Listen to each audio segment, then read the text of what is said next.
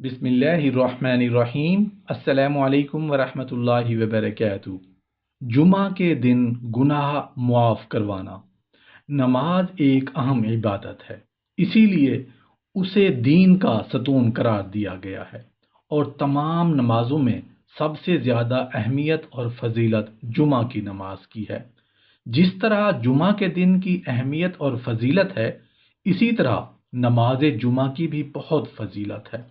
اور اس کے ترک کرنے پر بہت سی وعیدیں وارد ہوئی ہیں۔ جمعہ اور نماز جمعہ کے فضائل بے شمار ہیں۔ حضرت سلمان فارسی رضی اللہ عنہ سے روایت ہے کہ نبی کریم صلی اللہ علیہ وآلہ وسلم نے ارشاد فرمایا، جو مسلمان جمعہ کے دن غسل کرے اور حتی الامکان اپنے آپ کو زیادہ سے زیادہ پاک کرے، سر میں تیل لگائے یا خوشبو گھر میں موجود ہو وہ لگائے، پھر مسجد میں جائے اور دو آدمیوں کو ہٹا کر ان کے بیچ میں نہ بیٹھے، پھر جتنی کچھ اللہ توفیق دے اتنی نماز یعنی نفل پڑھے، پھر جب امام بولے تو خاموش رہے، تو اس کے قصور یعنی گناہ ایک جمعہ سے دوسرے جمعہ تک معاف ہو جاتے ہیں۔ ایک حدیث مبارکہ میں گناہ معاف کروانے کا آسان طریقہ اور اپنے آپ کو صاف ستھرا رکھنے کی تلقین فرمائی گئی ہے۔ ایک حدیث میں حضرت جابر بن نمرہ رضی اللہ عنہ سے روایت ہے کہ نبی کریم صلی اللہ علیہ وآلہ وسلم نے ارشاد فرمایا، آج سے لے کر قیامت تک جمعہ تم لوگوں پر فرض ہے۔ جو شخص اسے معمولی چیز سمجھ کر یا اس کا حق نہ مان کر اسے چھوڑ دے، خدا اس کا حال درست نہ کرے، نہ اسے برکت دے۔ خوب سن لو، اس کی نماز نماز نہیں، اس کی زکوٰۃ زکوٰۃ نہیں، اس کا حج حج نہیں، اس کا روزہ روزہ نہیں، اس کی کوئی نیکی نیکی نہیں، جب تک کہ وہ توبہ نہ کرے، پھر جو توبہ کرے اللہ اسے معاف کرنے والا ہے۔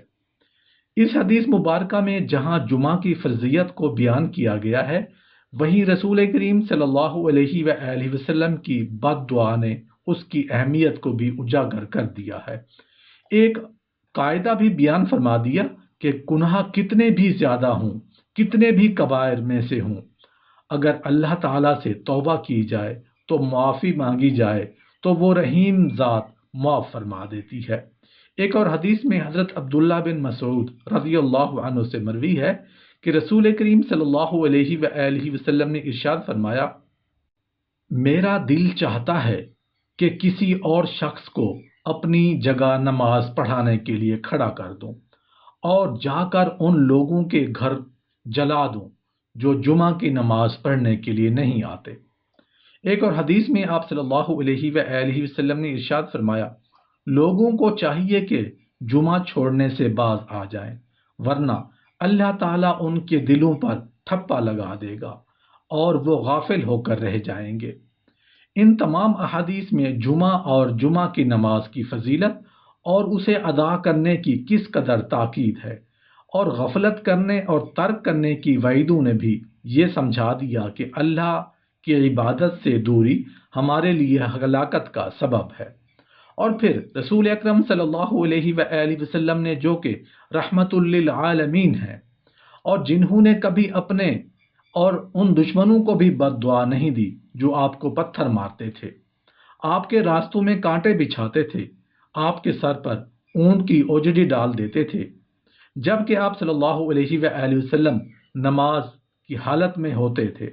مگر تارک جمعہ کے لیے بد دعا فرماتے ہیں کہ اس کا حال درست نہ ہو اور اللہ اسے برکت نہ دے۔ اس ارشاد سے خوب اندازہ ہوا کہ اللہ تعالیٰ کے ہاں جمعہ کی اہمیت بہت زیادہ ہے، اور اس کا ادا کرنا ہمارے لیے باعث برکت اور خیر ہے، اور ترک کرنا باعث ہلاکت ہے۔ رسول کریم صلی اللہ علیہ وآلہ وسلم کے انداز ہائے تربیت میں سے ایک انداز کسی عمل کی اہمیت کو وعید کے ذریعے واضح کرنا بھی رہا ہے۔ اسی لیے آپ نے وعید سنا کر تربیت فرمائی کہ جمعہ کی نماز کو کسی حال میں ترک نہ کریں، علیہ یہ کہ سخت مجبوری ہو۔ اللہ تعالی ہمیں عمل کرنے کی توفیق عطا فرمائے۔